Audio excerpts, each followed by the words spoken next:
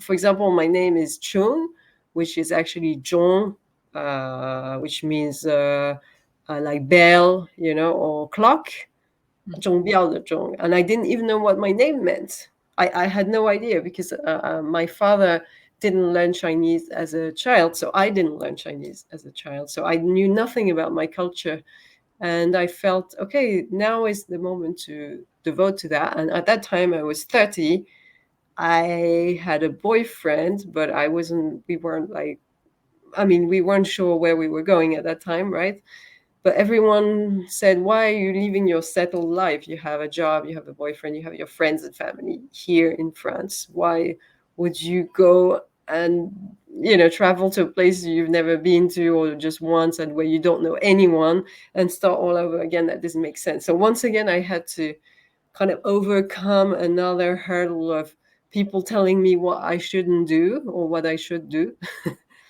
And I remember both times it was the same. It was really hard for me to make the decision, but once I made it, I never regretted it.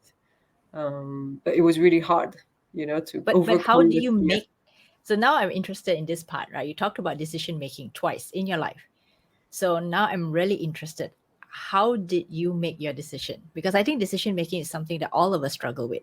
Not just you when you're making a big I'm decision, but everyone. particularly bad at it. I'm particularly bad at it. You can ask my husband; he will be like, especially for important things like that, have an emotional aspect to them. And those two first times I had to make these really life-changing decisions, I struggled.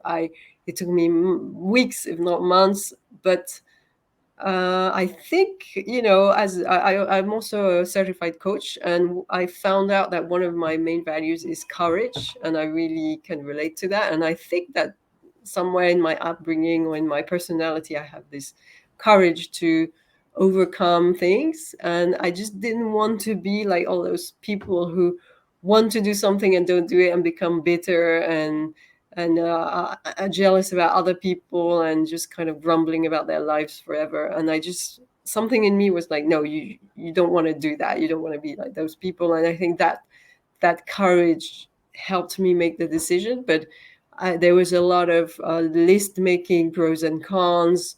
Uh, and what I did was that I always had a safety net. So, for example, when I moved to China, what I did is I took a sabbatical year off of my job as a consultant, which is quite easy because you usually work on projects and then you move to another project. So you're quite interchangeable in your position. You're not in a specific role for years.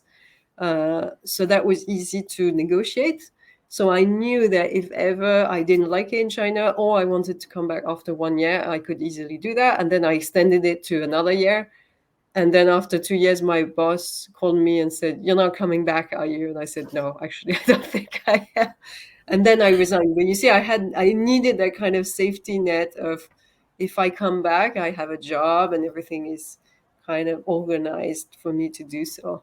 So I'm spontaneous and adventurous, but I think that part of me that is more reasonable was also playing a bit in there, and I needed that reassurance too. So So it I think means that you still have your safety harness. exactly. So I think you don't have to be a complete daredevil and drop everything and go to the other side of the world without thinking it through. You can also like create some safety nets for yourself to be more confident about what you're doing. And I think that's a good way of trying, like step by step, without doing something too crazy, but just a little bit out of your comfort zone. But yeah, I have something to fall back on if ever